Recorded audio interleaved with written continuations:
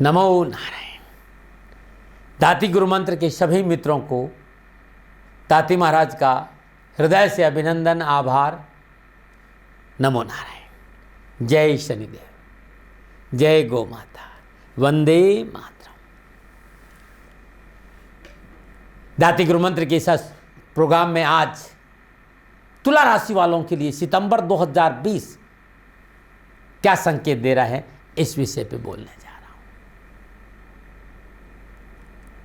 तुला राशि वालों, 2020 सितंबर का महीना आपके लिए कैसा रहेगा, इस विषय पर बताने जा रहा हूं। लेकिन उससे पहले सितंबर के माह में ग्रह गोचर क्या है, इस पर चर्चा करते हैं। सितंबर के महीने के आरंभ में सूर्य बुध के साथ सिंह राशि एकादश भाव से गोचर कर रहा है और मंगल स्वराशि मेष में सप्तम भाव से गोचर कर रहे हैं। बृहस्पति और केतु दोनों साथ में तीसरे भाव में गोचर कर रहे हैं और केतु 23 सितंबर को वृश्चिक राशि में दूसरे भाव से गोचर करेगा। शुक्र कर्क राशि में गोचर कर रहा है। ये राशि अधिपति तुला राशि का स्वामी शुक्र है और दसम भाव से गोचर कर रहा है। शनि मकर राशि चतुर्थ भाव से गोचर कर रहे हैं और इसमें वक्री अवस्था में 29 सितंबर को शनि मार्गी हो जाएंगे।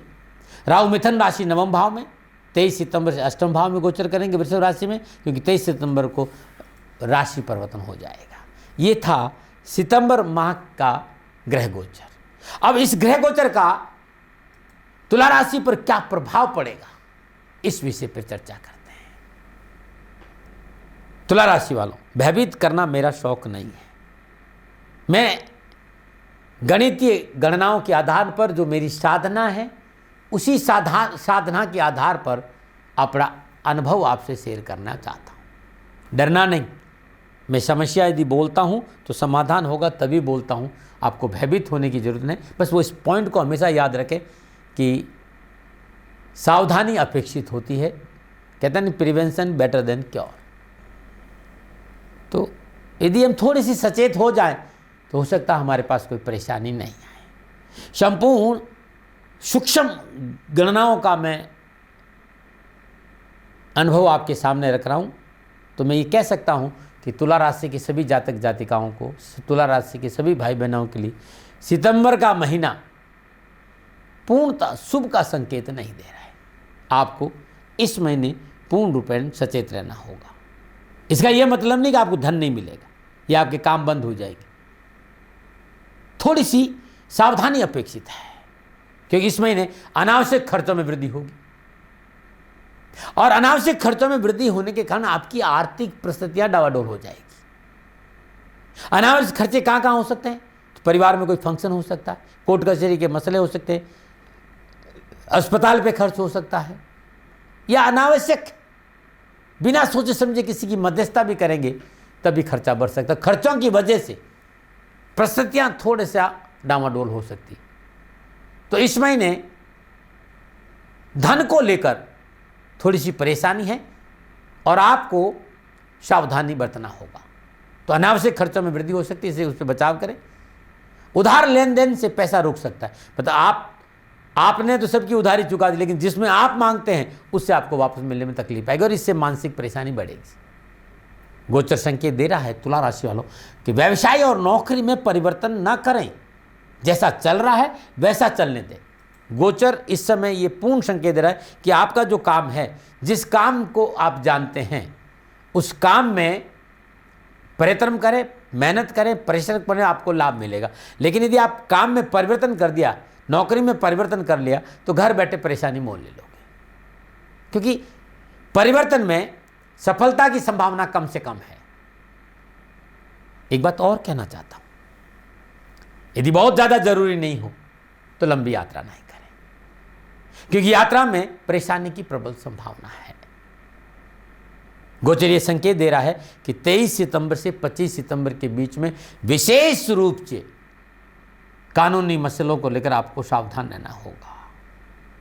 बहुत जरूरी है 23 से 25 सितंबर के बीच अपने क्रोध पर काबू रखें, संयमित जीव जिए, साथ साथ धैर्य का परिचय देना बहुत जरूरी है। भगवान ने मुंह एक दिया और कान दो दिए हैं, इस बार इस और सुना, इस और निकाल देना। कबीर साहब ने कहा ना कि आवत गाली एक जावत गाली, यानी कोई आपको गाली देता है और आप चुप निकल गए तो कुछ नहीं होगा, लेकिन आपने भी जवाब दिया, आपने भी जवाब दिया तो मामला बच। तो इस समय मौन रहने की आवश्यकता, गोचर ऐसा संकेत दे रहा है। मंगल की चतुर्दृष्टि, जिस तरह की ग्रह योग हो गए है, मंगल की चतुर्दशी ये संकेत दे, क्रोध बढ़ेगा, अकारण क्रोध बढ़ेगा, आप टेम्पर लूज कर जाएंगे, जल्दबाज हो जाएंगे, हर चीज को अपने तरीके से चाहेंगे, आप अपने आसपास वालों पर विश्वास नहीं करेंगे, ऐसे में परेशानियां बढ़ेगी। इसलिए अपने साथियों पर विश्वास करें, अपने क्रोध पर काबू करें और अपने को साथ लेके चलें। यह महीना पूंजी निवेश का नहीं है, इस महीने पूंजी निवेश नहीं करें, और यदि करते हैं तो पूंजी निवेश में विशेष सावधानी बरतें, खर्चों पर काबू रखें। फिर याद दिला रहा हूं, कामकाज और नौकरी में परिवर्तन नहीं करें। नौकरी करने वालों के लिए यह महीना शुभता का संकेत नहीं दे रहा है। आपके कार्यालय में परेशानी पैदा हो सकती है, अधिकारी वर्ग का सहयोग नहीं मिलेगा, उनके संबंधों में प्रेम में कमी आएगी। कृपया सचेत होकर कार्य करें, क्योंकि संपूर्ण ग्रह गोचर को लेकर चल रहा हूं। आपको बताना मेरा शौक है, आपको समझाना मेरा शौक है, डराना नहीं। बता इसलिए रहा हूं कि कहीं आप गलती नहीं करें। परिवार में अनावश्यक वाद विवाद की प्रबल संभावना है, ऐसा गोचर संकेत है। तो परिवार में अनावश्यक वाद विवाद नहीं हो, विवाद नहीं हो, इस पर ध्यान देना है। संतान संबंधी परेशानी आपको मन के परेशान कर सकती, दाम्पत्य सुख में कमी आ सकती, आपसी विचारों में मतभेद पैदा हो सकते हैं, ऐसा पारिवारिक संकेत है। तो भाई परिवार को साथ लेके चलना पड़ेगा, परिवार में विरोध नहीं हो, परिवार में झंझट नहीं हो, इसके लिए आपको मौन रहना पड़ेगा और सबको टैकल करना पड़ेगा। युवा वर्ग के लिए भी ये महीना अच्छा नहीं है, आपको कोई नया कार्य प्रारंभ नहीं करना चाहिए, जैसा चल रहा वैसा चलने दें। विशेष रूप से घूमने फिरने का प्रोग्राम न बनाए तो अच्छा रहेगा। विद्यार्थियों के लिए भी ये महीना कठिन परिश्रम और मेहनत का संकेत दे रहे हैं। जब बहुत ज़्यादा मेहनत करेंगे तब थोड़ा फल मिला, इसलिए ज़्यादा मेहनत करें, आप प्रयत्नशील लें, पढ़ाई में अधिक मेहनत करने की ज़रूरत है। और स्वास्थ्य संबंधी परेशानियों का भी सामना करना पड़ेगा। तो सितंबर का महीना तुला राशि वालों के लिए उठा पटक का, लेकिन इन संपूर्ण उठा पटक के बावजूद गुजारे लायक धन की प्राप्ति होगी, सरकारी अफसर का सहयोग मिलेगा।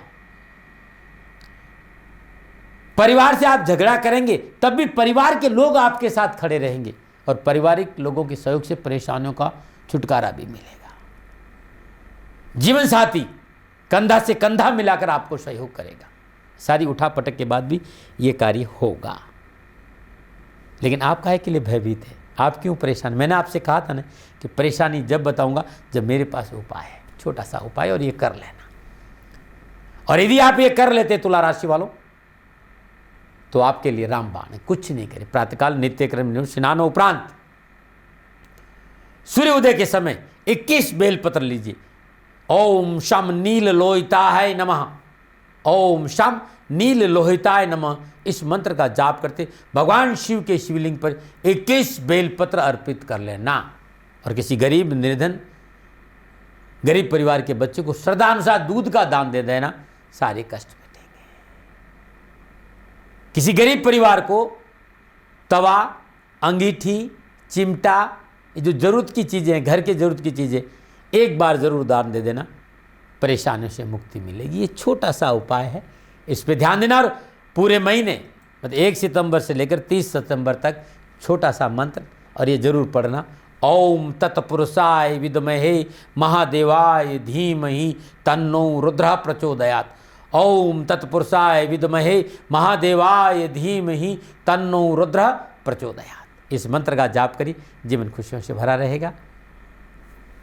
थोड़ा सा गोचर अनुकूल नहीं था, मुझे गोचर के अनुसार बोलना पड़ा, क्योंकि संकेत देना मेरा कर्तव्य और धर्म है।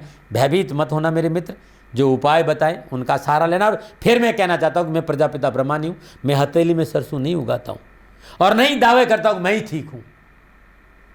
सेकंड ओपिनियन का अधिकार आपके पास था, आपके पास है और आपके पास ही रहेगा। मैं प्रजापिता ब्रह्मा नहीं हूं, मैं पूर्ण नहीं हूं, मैं सर्वज्ञ नहीं हूं, साधारण सा व्यक्ति हूं। सनातन संस्कृति इस महान विद्या से प्यार करता हूं और प्यार वश ये प्रसाद आपके सामने बांटना है। मानो न मानो आपकी मर्जी। ओम नमो नारायण। ओम नमो नारायण।